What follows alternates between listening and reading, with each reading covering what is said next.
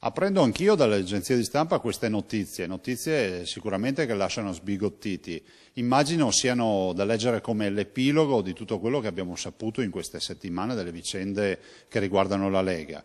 Dico semplicemente che ho massima fiducia nei magistrati, l'ho sempre detto in passato, lo dico anche in questo caso.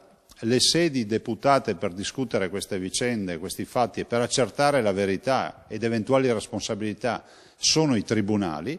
Lasciamoli lavorare e dopodiché, se ci saranno delle responsabilità, sarà giusto che chi è colpevole paghi come è previsto dalla legge. Con questo avviso di garanzia si mette in dubbio anche la possibilità di rappresentare come icona la Lega, perché se vengono accertati questi fatti, allora significa che la Lega è stata uno strumento per lucrare nei confronti dello Stato o di altri enti. Vedremo la magistratura cosa farà. Guardiamo la realtà com'è, dura e cruda, perché è una realtà che ha ferito milioni di coloro che credevano nella Lega e sono stati traditi.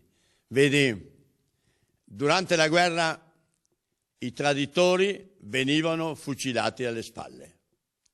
E quindi chi ha commesso qualcosa va fucilato con il voto, con la fucilazione alle spalle, perché meritano la stessa cosa che succedeva con i tribunali militari. Bossi sicuramente fa parte di quella necessità di rinnovamento, quindi bisogna anche pensare che grazie a quello che ha fatto, però se da una parte ha fatto tanto, dall'altro lato adesso la sta distruggendo questa Lega sotto l'ideale.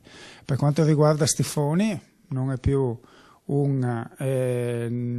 nemmeno, non solo militante, ma non è nemmeno un simpatizzante, e quindi per me è un cittadino qualsiasi, può fare quello che vuole per quanto